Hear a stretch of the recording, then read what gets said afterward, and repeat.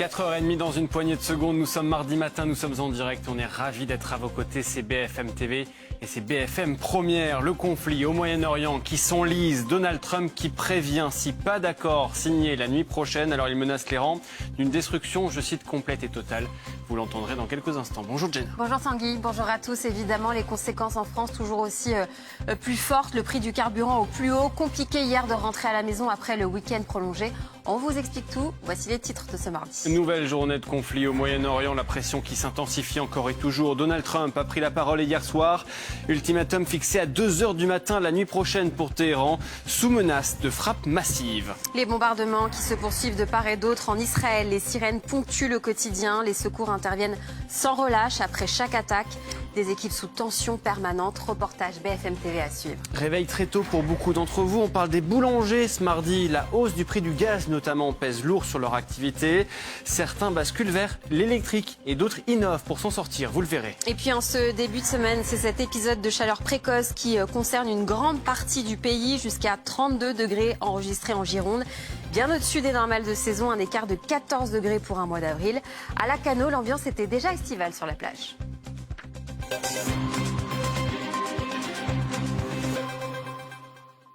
Nouvelle journée de guerre donc au Moyen-Orient et une pression qui monte encore d'un cran. Donald Trump a pris la parole une nouvelle fois hier soir. Téhéran a jusqu'à 2h du matin, heure française, la nuit prochaine donc pour accepter un accord. Sinon, les États-Unis menacent, je cite, de tout détruire. Écoutez le président américain. Tout dépend d'eux, c'est un choix crucial. On verra ce qu'il se passe. Tout ce que je peux vous dire, c'est qu'ils négocient de bonne foi, je crois. Nous leur donnons jusqu'à mardi, 20h, heure de Washington. Et après ça, ils n'auront plus de ponts, plus de centrales électriques. Ils reviendront à l'âge de pierre. J'espère que je n'aurai pas à le faire, mais nous avons gagné. Militairement, ils ont perdu. Nous devons parvenir à un accord qui me convienne. Un ton dur et un cap assumé. Washington durcit sa position dans ce conflit qui s'enlise. Un tournant pour certains observateurs, mais aussi pour beaucoup d'incertitudes pour la suite. On retrouve Laurent Saïm, BFM TV Washington. Ici, depuis notre arrivée avec Doreen Jornias, on est étonné par le calme de Washington. Peu de monde dans les rues, à part les touristes, mais c'est normal parce que le Sénat et la Chambre des représentants, ce fameux Congrès américain, eh bien, sont en vacances jusqu'à mi-avril. Ça s'appelle le Spring Break. En tout cas, les sénateurs suivent, évidemment, comme le reste du monde, le discours hier de Donald Trump et ont des réactions. Le sénateur Jack Reed, un démocrate très important ici, qui est le sénateur de Rhode Island, dit qu'hier, le président Trump a menacé le premier amendement de la Constitution en disant qu'il allait peut-être poursuivre une personne qui avait fuité aux médias des détails sur l'opération de sauvetage du pilote. D'autres sénateurs disent qu'ils invoqueront assez rapidement, si la guerre se poursuit, le 25e amendement de la Constitution et l'état mental de Donald Trump. Côté républicain, eh bien avec cette opération de sauvetage, tout le monde salue ce que Donald Trump a fait. Et surtout les militaires. Il y avait beaucoup d'hésitation sur le rôle de Commander-in-Chief, comme on dit, du président américain. Mais avec le succès de cette opération très risquée en Iran pour les soldats américains, au Pentagone, on se dit désormais confiance en Donald Trump et des décisions qu'il prendra. À Washington pour BFM TV, Laurent Saïm avec Doreen Jornias. Une guerre qui s'enlise et les sondages aux États-Unis qui se dégradent. Moment important puisque les élections de mi-mandat se rapprochent pour l'exécutif. Les États-Unis apparaissent plus isolés alors que les prix du pétrole s'envolent. Mais selon le Time Magazine ce matin, Donald Trump recevrait une version édulcorée de la situation. Pierre-Olivier Dantan, Bastien Dufour, Blandine Dalena nous racontent. Donald Trump, entouré de ses plus proches conseillers dans cette salle de crise. Depuis ce 28 février qui marque le début de la guerre, ce sont eux qui lui montrent la voie à suivre contre l'Iran. Et mieux vaut ne pas s'opposer au président américain. Tulsi Gabbard, la directrice du renseignement national des États-Unis, en a fait les frais. C'est elle qui a vocation à produire le Daily Brief que le président, tous les matins, lit. Or, en amont de la guerre, on sait qu'elle a été éloignée parce qu'elle faisait partie de ceux qui avaient des doutes sur la menace iranienne. Donc, il y a des gens qui ont été mis sur le bas-côté et d'autres conseillers qui ont peut-être eu davantage l'oreille du président. Des conseillers qui lui donneraient une version trop édulcorée de la réalité, selon Suzy Waltz, la puissante chef de cabinet de la Maison-Blanche. Selon le magazine Time, elle aurait exhorté ses conseillers à être plus francs avec Donald Trump et de lui dire ce qu'il a besoin et non envie d'entendre, c'est-à-dire une situation qui se détériore de jour en jour sur le plan intérieur. C'est une guerre que la majorité des Américains désapprouvent. C'est une guerre qui inquiète beaucoup d'Américains. C'est une guerre qui propulse les prix de l'essence à leur niveau le plus élevé depuis le retour de Donald Trump à la Maison-Blanche. Et tout ça, évidemment, dans un contexte d'année électorale. En novembre prochain se tiendront en effet les élections de mi-mandat. Les Républicains craignent désormais une lourde défaite de leur camp. Nouvelle journée de conflit au Moyen-Orient, une nouvelle nuit de frappe. On fait le point avec Arthur Descudé en plateau ce matin. Prenons la direction de l'Iran. Oui, et ces images de dégâts à vous montrer. Regardez en Iran cette nuit, dans la ville de Pardi, dans la province de Téhéran, où un bâtiment a été touché après une vague de frappes aériennes lancée par l'armée israélienne. L'Iran qui est donc largement ciblé depuis cette nuit. Regardez ces dernières images d'explosion. Des rapports indiquent que plus de 100 avions de chasse américains et iraniens frappent actuellement des cibles des gardiens de la révolution islamique, toujours en Iran. Et cette explosion près de l'aéroport de Mehrabad, proche de la capitale, vous le voyez, et ces nuages de fumée qui ont recouvert toute la ville pendant plusieurs heures cette nuit.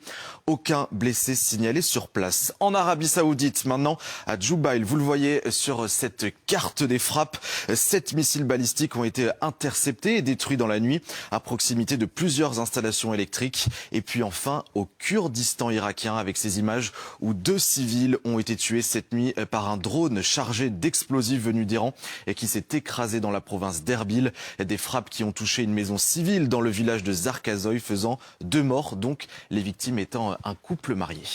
Les dernières frappes de la nuit, merci beaucoup Arthur. Presque 40 jours de guerre donc désormais au Moyen-Orient et en Israël, les alertes rythment le quotidien et entre chaque attaque, les secours interviennent en urgence. Des équipes en première ligne, sous tension permanente. Nos équipes ont pu pousser une journée à leur côté. Reportage BFM TV, Jeanne Daudet, Baptiste Keita, Nada Valim.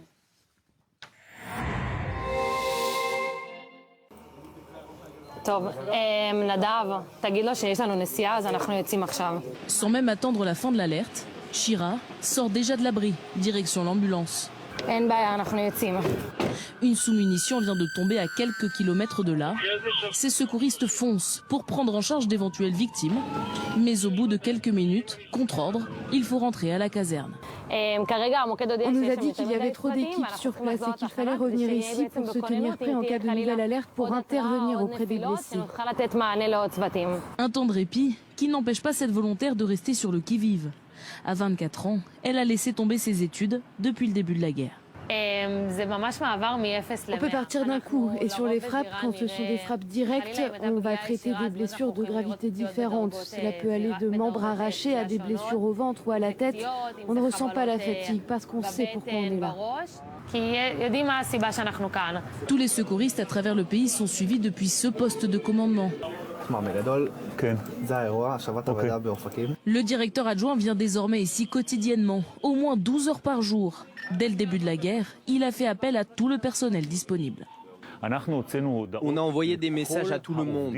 On leur a dit « Rejoignez les centres de secours, préparez le matériel et toutes les ambulances disponibles. » Il fallait que chaque ambulance ait une équipe. On est en alerte maximale, comme jamais auparavant.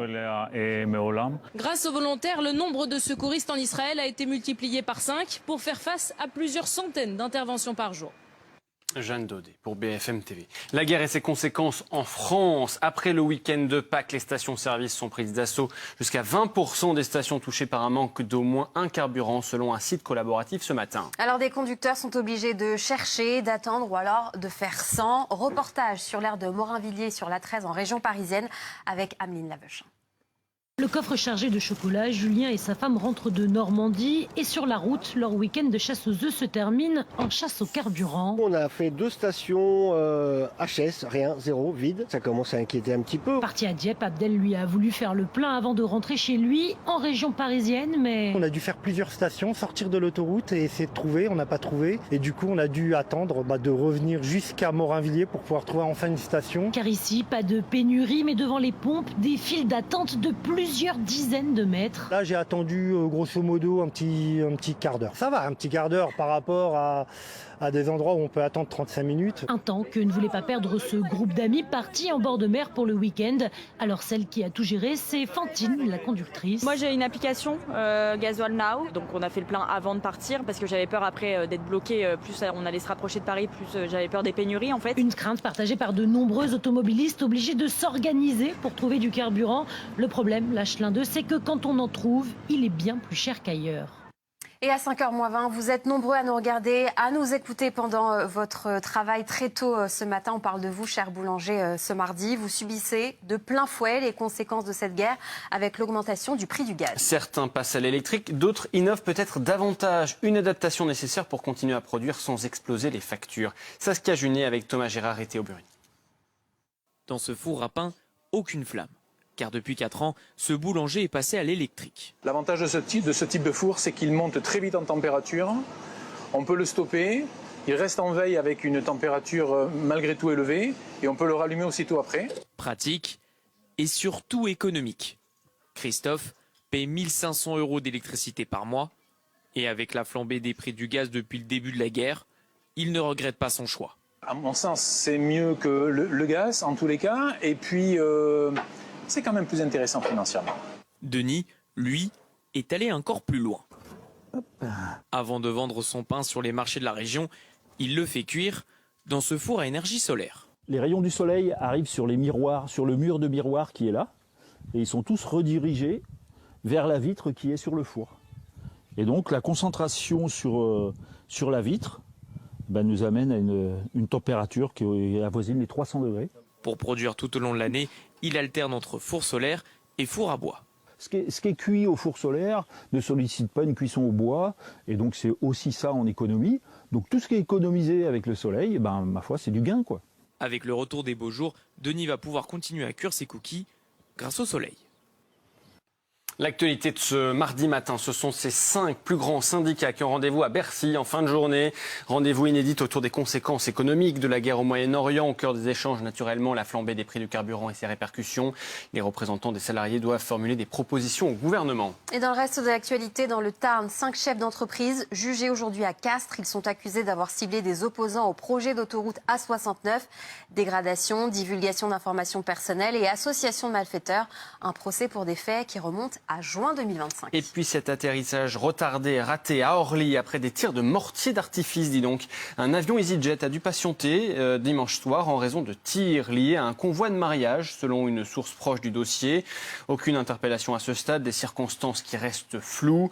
Les tirs auraient été effectués depuis le Val-de-Marne. Et à 4h41, on parle de votre porte-monnaie, de votre pouvoir d'achat jusqu'à 5 000 €, sans impôt, sans justificatif. C'est la mesure débattue cet après-midi au Sénat. Elle concerne l'épargne salariale. Environ 4 millions de Français pourraient en bénéficier et certains envisagent déjà comment dépenser cet argent, Célestin Bougère.